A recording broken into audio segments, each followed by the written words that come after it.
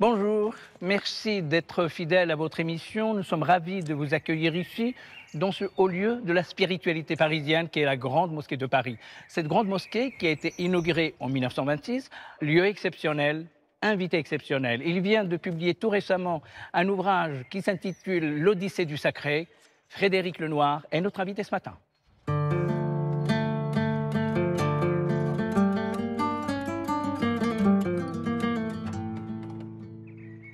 Bonjour Frédéric Lenoir. Bonjour. Merci d'avoir répondu à notre invitation. Il faut rappeler que vous êtes sociologue, historien, philosophe, et puis vous avez été producteur à France Culture, vous avez dirigé le monde des religions. Autant dire que vous avez parcouru l'éventail de cette grande discipline qui est l'histoire des religions, et vous venez donc récemment de publier L'Odyssée du Sacré, la grande histoire des croyances et des spiritualités des origines à nos jours. Alors, vous ouvrez déjà votre ouvrage par, je vous cite, « Au commencement était la crainte et l'émerveillement. La grande aventure philosophique et spirituelle de l'humanité commençait, et vous ajoutez, depuis son apparition, l'homme ressent effroi et admiration devant la puissance de la nature et ça interroge l'énigme de son existence. » Alors, est-ce que vous pouvez nous introduire dans les méandres de cette question? Qu'est-ce que pour vous le sacré? Vous avez raison, ça fait 35 ans que je m'intéresse aux faits religieux, avec un point de vue distancié, le point de vue de l'historien, du philosophe, du sociologue, et en même temps avec beaucoup d'ouverture d'esprit. Je cherche pas du tout ni à dénigrer le sacré, ni à prouver quoi que ce soit, mais c'est de comprendre pourquoi, au fond, l'être humain est-il un homo religiosus, c'est-à-dire un animal, on pourrait dire, qui se pose la question du sacré, qui prie, qui rentre en relation avec des forces invisibles, qui a parlé d'un dieu, etc. Et ça, c'est une grande question qui traverse toute l'histoire de l'humanité. Et au fond, il n'y a jamais eu, dans le monde antique et à la préhistoire, de société sans croyance, sans pratique religieuse, sans rituel. Donc le religieux est vraiment au cœur de l'histoire de l'humanité. Et en même temps, il faut faire des distinctions, puisqu'on mélange un peu religieux, spiritualité, croyance, expérience. Et donc, ce que j'essaye de faire dans ce livre, qui est une grande fresque de plus de 100 000 ans, en fait, c'est d'essayer de comprendre comment les choses s'emboîtent les unes par rapport aux autres.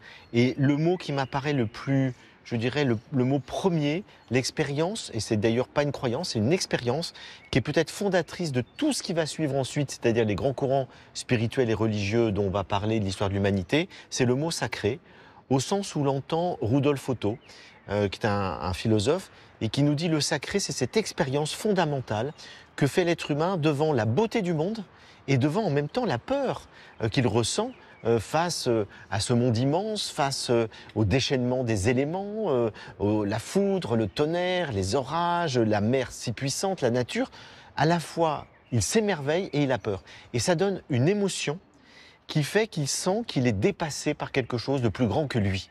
Et ça, c'est ce que Einstein, que je cite, définit aussi comme ce qu'il y a de plus fondamental dans l'être humain. Il dit on ressent tous une émotion profonde devant le mystère de la vie, devant le mystère de la mort, devant la beauté du monde, devant la nature.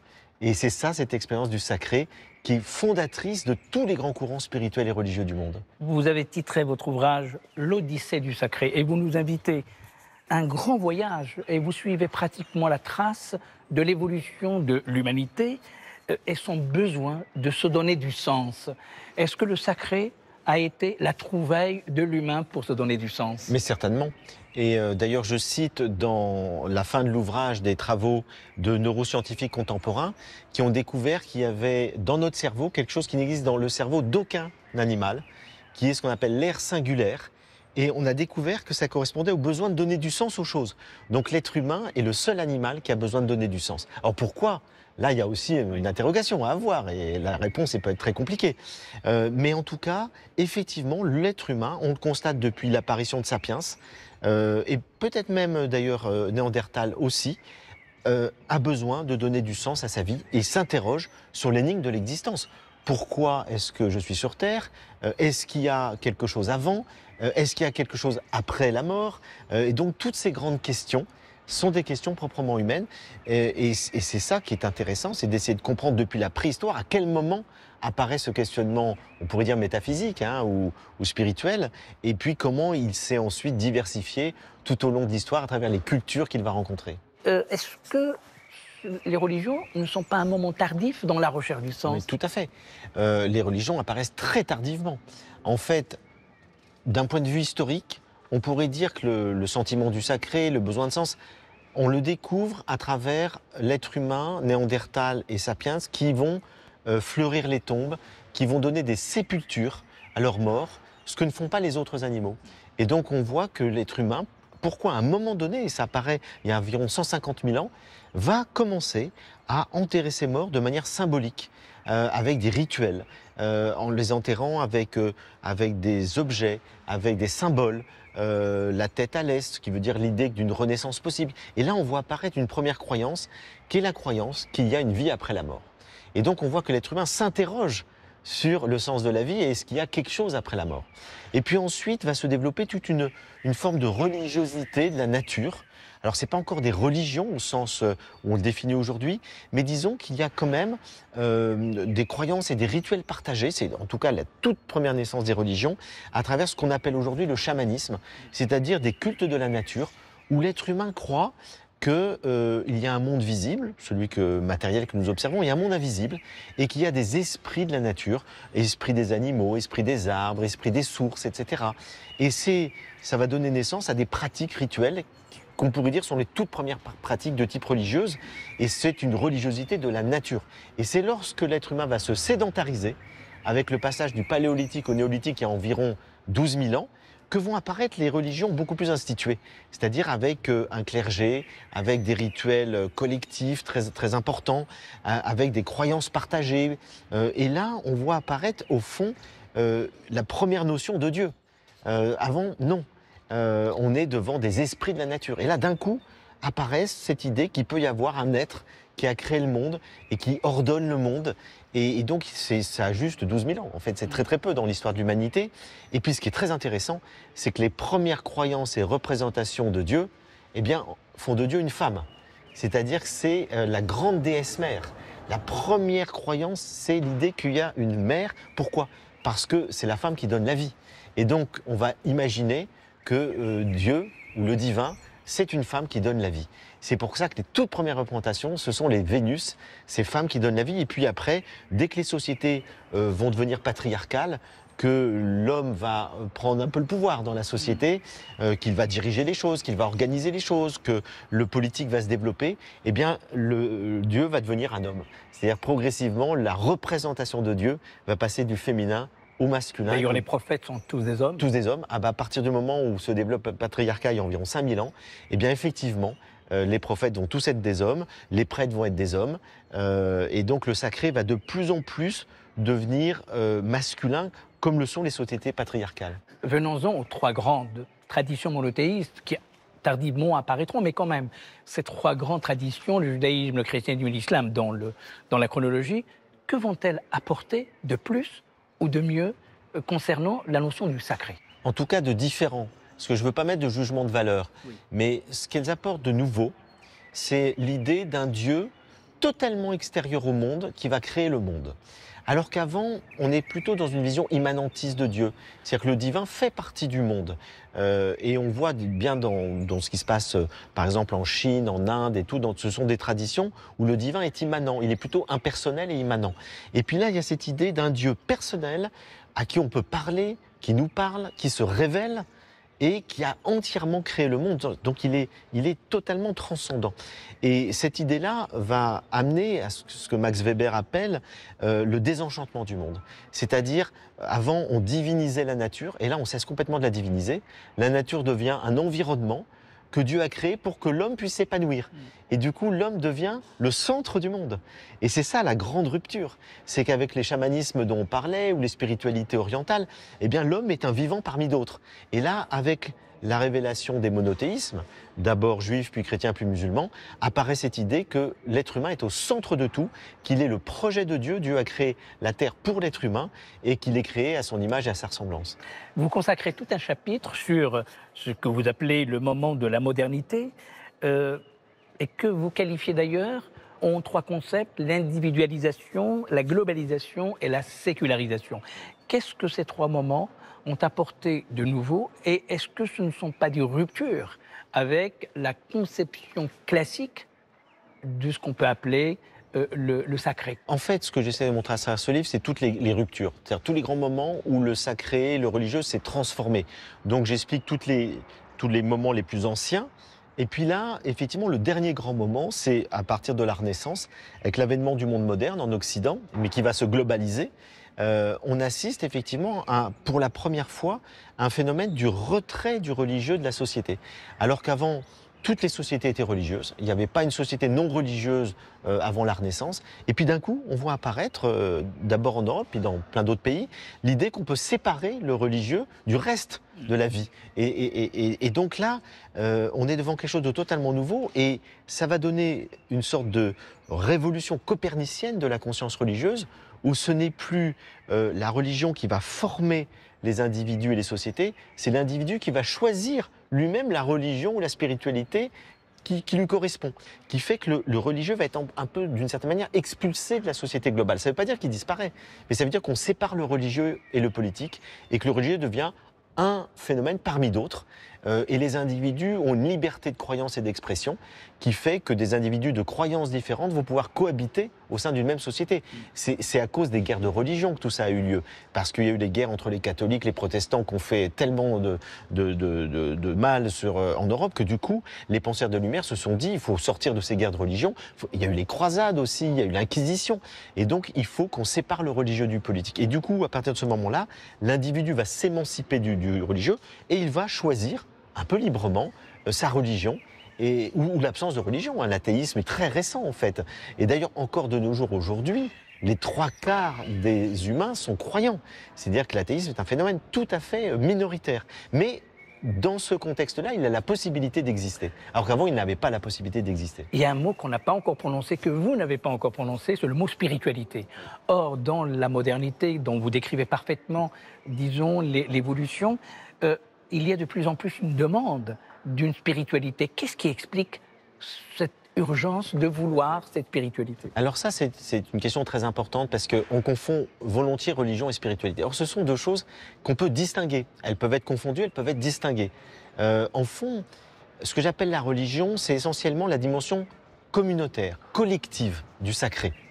Ce sont les rituels, les croyances partagées qui fait qu'on peut vivre ensemble. Et puis, ce que j'appelle spiritualité, c'est la dimension individuelle. C'est la dimension personnelle de la quête de sens. Et donc, tout être humain, d'une certaine manière, a une vie spirituelle, s'interroge sur le sens de la vie, s'interroge, c'est ce qu'il y a quelque chose après la mort ou pas, se pose des questions métaphysiques. Et donc, je dirais que la spiritualité est cette dimension personnelle qui peut être vécue de manière collective, et là, ça devient de la religion. Donc il y a des gens qui sont spirituels et religieux, mais ça peut être vécu de manière totalement individuelle. Et donc il y a des gens qui sont spirituels et non religieux parce qu'ils n'adhèrent pas à des croyances ou à des pratiques collectives. Et puis vous avez inversement des gens qui sont religieux et pas spirituels du tout. C'est-à-dire que pour eux, la religion, c'est d'abord l'aspect collectif, l'aspect communautaire, l'aspect identitaire. On vit ensemble et on doit partager les mêmes rituels religieux. Mais ils n'ont pas forcément une vie intérieure. Ils ne se posent pas forcément de questions spirituelles. Donc vous voyez, tout peut exister ensemble ou séparément. Dans la foulée de la publication de cet ouvrage, vous avez publié avec la dessinatrice Anne-Lise Combeau un livre au titre volontairement décapant, Sacré Dieu. C'est amusant, c'est léger, mais en même temps, vous avez besoin justement de rendre un peu cet ouvrage qui est assez volumineux, donner une légèreté à l'explication du sacré. Après avoir fait cet ouvrage, où encore une fois, il y a 35 ans de réflexion derrière, donc c'est un gros ouvrage, très documenté et tout, je me suis dit, il y a des gens qui ne pourront jamais le lire, et j'ai envie de transmettre les mêmes idées, cette grande odyssée du sacré, de manière plus légère, et sans tomber non plus dans quelque chose qui serait erroné. C'est-à-dire qu'il s'agit d'être toujours très précis de manière documentaire, mais avec le dessin, l'humour, et un humour qui n'est jamais un dénigrement, mais en même temps qui permet de prendre un peu de recul. Et c'est pour ça que quand la dessinatrice Anne-Lise Combeau, qui avait fait Philo Comics, qui est une histoire de la philosophie en bande dessinée qui est remarquable, m'a proposé de faire ce travail, je lui dis très volontiers, parce que ça permettra de toucher un public, au fond, beaucoup plus jeune. En tout cas, c'est décapant, c'est léger, c'est aéré, c'est vraiment qui ne manque pas d'ailleurs du contenu et du souffle. Il y a le même contenu, exactement, mais dans un style beaucoup plus accessible à un grand public. On constate aussi un retour à une spiritualité au sein de l'islam qui est le soufisme. Est-ce que pour vous, le soufisme est une est l'horizon indépassable de l'islam pour pouvoir retrouver une certaine sagesse? Je ne dirais pas que le soufisme est l'horizon indépassable, mais je dirais qu'il est absolument indispensable que toutes les traditions religieuses, y compris l'islam, ne s'enferment pas dans la dimension politique et communautaire et identitaire de la religion.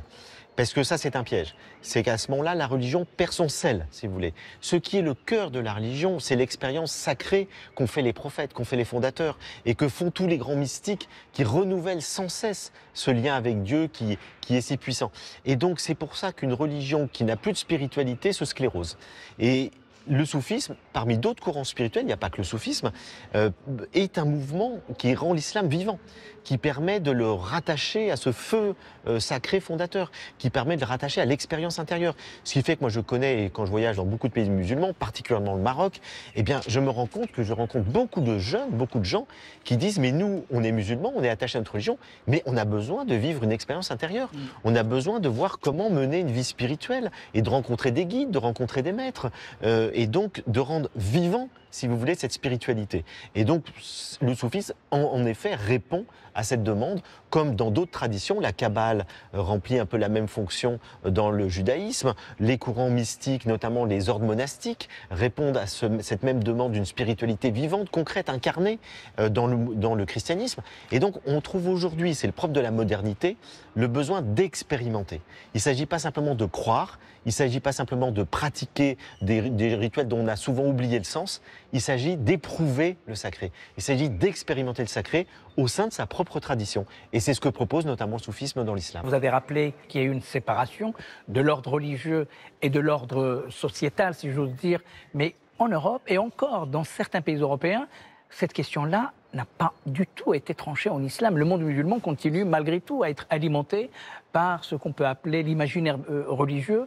Est-ce que pour vous, c'est un élément contrariant ou c'est une différence qui peut tout à fait continuer à exister? L'islam, en tant que tout, peut parfaitement être, si j'ose dire, biodégradable dans la modernité. Ça, c'est une question difficile.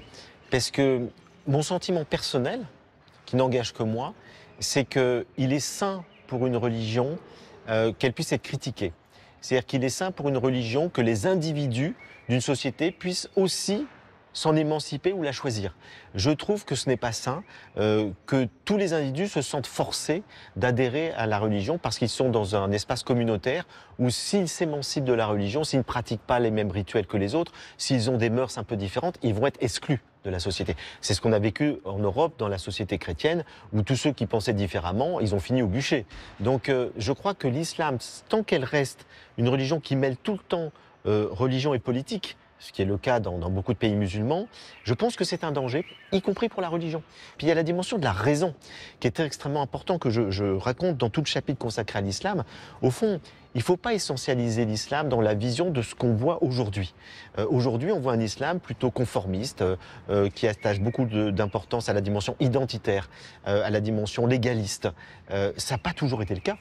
Et ce que j'explique, c'est que par exemple, au moment où, au IXe siècle, où Charlemagne est empereur, où on a une religion chrétienne très formaliste, très dogmatique, où il n'existe pas beaucoup de livres, il n'y a pas beaucoup de culture philosophique, on n'a pas redécouvert la philosophie en Europe, au même moment, le calife de Cordoue est un érudit qui parle de nombreuses langues. Il y a 300 000 ouvrages dans les bibliothèques de Cordoue. Il y a 17 universités, pas une seule université dans l'Europe chrétienne. Et donc, à cette époque-là, le savoir, la raison et la science sont dans le monde musulman.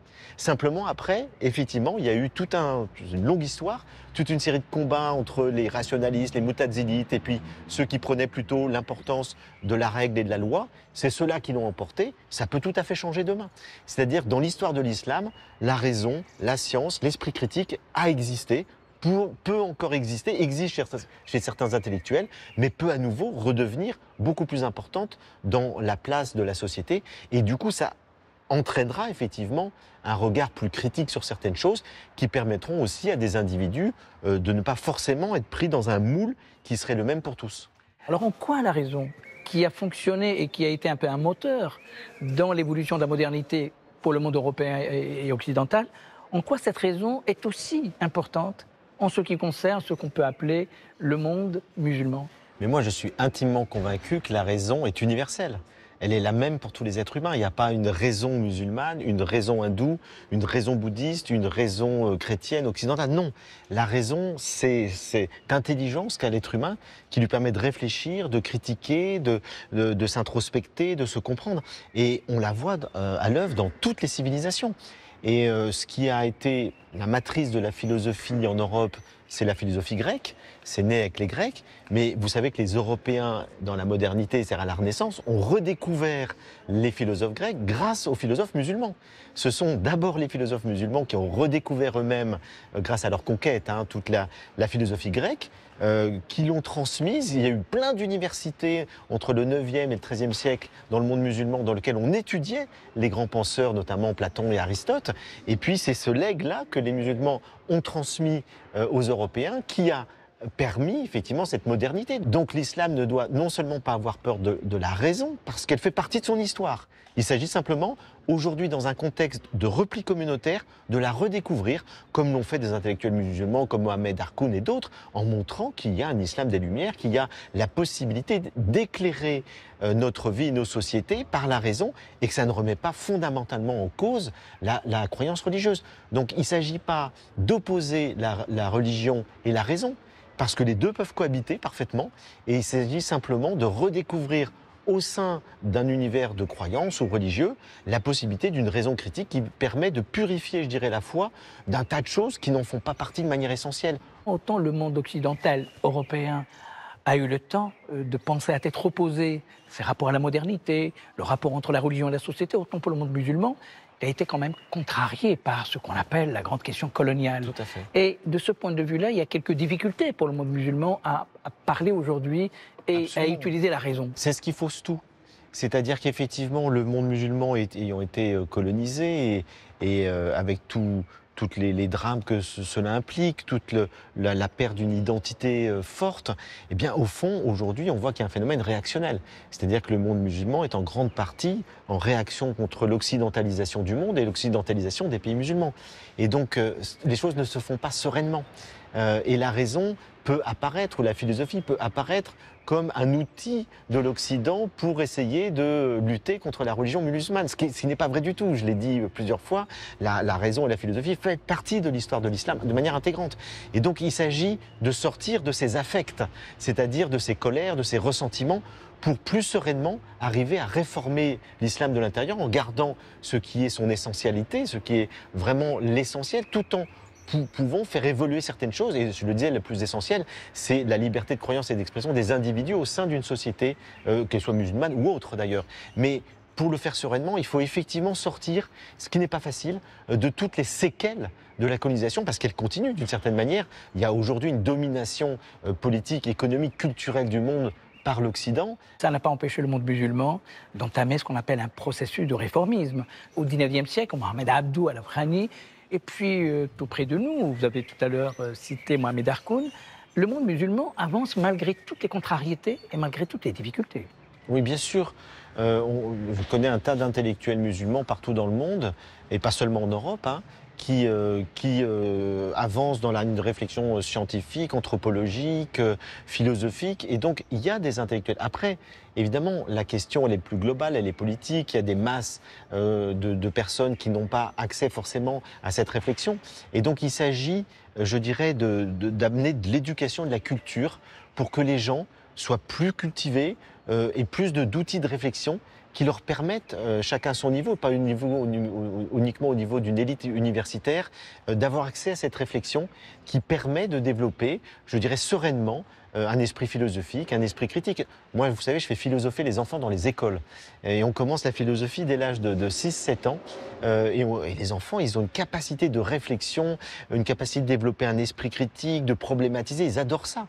Et bien, plus les enfants seront éduqués, plus ils seront capables de penser par eux-mêmes, mieux le monde se portera, et ça permettra aussi aux religions de faire la part des choses et d'évoluer sereinement dans un monde dans lequel ce qui nous apparaît de plus en plus essentiel, c'est d'arriver à vivre en paix les uns avec les autres, quelle que soit la diversité de nos croyances et de nos sentiments religieux. Un des mots clés que vous utilisez dans cet ouvrage, c'est le mot sécularisation pour parler de ce qu'on appelle le monde moderne, ces ruptures avec ce qu'on peut appeler l'univers religieux, dans son intrusion dans les affaires du monde. Cette sécularisation, qu'est-ce qu'elle a aujourd'hui comme impact sur le monde musulman? Beaucoup de croyants ne sont pas forcément intégrés dans une société globalement religieuse. C'est le cas, par exemple, aux États-Unis, en Amérique du Sud, en Asie. Vous avez beaucoup de gens qui ont des pratiques religieuses, qui ont une foi, qui ont une vie spirituelle, qui ne sont pas intégrés totalement dans ce que vous appelez un cosmos religieux ou dans une société qui est globalement dans la même religion. Et donc là, l'islam fait un peu figure d'une exception. C'est-à-dire que beaucoup de pays musulmans se conçoivent uniquement comme dans une vision globale où religion et politique doivent être toujours mêlées. Et là, je crois qu'effectivement, il est possible de séparer les deux sans perdre la foi. Et c'est ce qu'on voit avec beaucoup de pays dans lesquels, finalement, la foi, la spiritualité, le vivre ensemble continuent d'exister avec des valeurs religieuses qui sont fortes sans qu'elles soient imposées à tout le monde de manière politique. En quoi la spiritualité est aujourd'hui non pas une solution, mais une des perspectives qui permet de renouer avec une sagesse humaine dont vous parlez beaucoup dans vos ouvrages? Moi, si vous voulez, ce qui me frappe, c'est que je pense qu'il y a deux dangers qui guettent le monde aujourd'hui. D'un côté, il y a le matérialisme consumériste, c'est-à-dire les gens qui ne vivent que pour l'argent, la matière, le commerce, et ça tue la nature, ça tue les sociétés. Il y a des injustices de plus en plus fortes entre les gens les plus riches, les gens les plus pauvres. Et c'est vraiment un grand danger, une grande menace pour l'humanité. Puis à l'autre extrême, il y a un communautarisme fondamentaliste qui peut verser dans le fanatisme, qui est très dangereux. Et je trouve qu'il faut trouver un équilibre. C'est-à-dire qu'il faut sortir de ces extrêmes, si vous voulez. Et pour moi, la spiritualité, c'est la réponse à tout. Parce que si les gens étaient plus spirituels, ils seraient beaucoup moins matérialistes, et ils découvriraient que la vie intérieure, c'est la plus grande richesse de l'être humain, et que donc c'est l'amour qui est le plus important, c'est le lien, c'est la contemplation, c'est d'être reliés les uns avec les autres en s'entraidant, c'est pas la compétition qui détruit tout. Donc s'il y avait plus de spiritualité, eh bien, il y aurait beaucoup moins ce consumérisme destructeur. Et s'il y avait plus de spiritualité chez les croyants, il n'y aurait plus de fanatisme. On pourrait plus tuer au nom de Dieu, ça n'existerait plus. Parce qu'un être profondément spirituel ne peut pas tuer quelqu'un au nom de sa religion. Ça, il y a une contradiction totale. Et donc finalement, je crois que la spiritualité, c'est-à-dire la vie intérieure, l'amour, la compassion, la recherche de la vérité, c'est vraiment ça la solution pour sortir des principales crises dans lesquelles notre humanité est plongée aujourd'hui. La France et l'Europe aujourd'hui, sécularisée, laïcisée, a-t-elle, d'après vous, besoin aussi d'un renouveau spirituel? Oui, mais la France, comme tout pays, a besoin d'un renouveau spirituel, c'est-à-dire d'aller chercher des valeurs reliées à l'intériorité de l'être humain.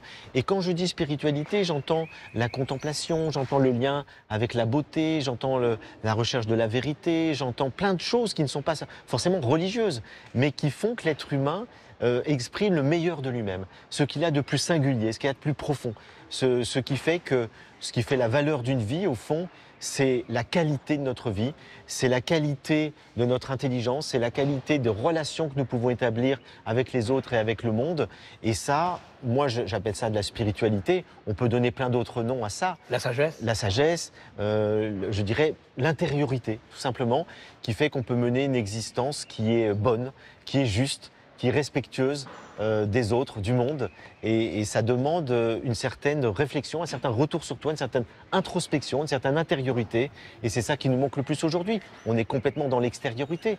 L'extériorité, je le disais, à la fois du matérialisme d'un côté, mais l'extériorité des religions de l'autre, qui sont trop dans le signe extérieur, dans l'identitaire, et pas assez dans la vie intérieure. Frédéric Lenoir, merci infiniment d'avoir accepté cette invitation et de nous avoir raconté l'histoire de l'Odyssée du Sacré, votre ouvrage paru aux éditions Albin Michel. Merci à vous de nous avoir suivis. Prochain rendez-vous avec votre émission dimanche prochain. Vous pouvez toujours regarder votre émission sur le site France.tv. Merci, à dimanche prochain sur France 2. Au revoir.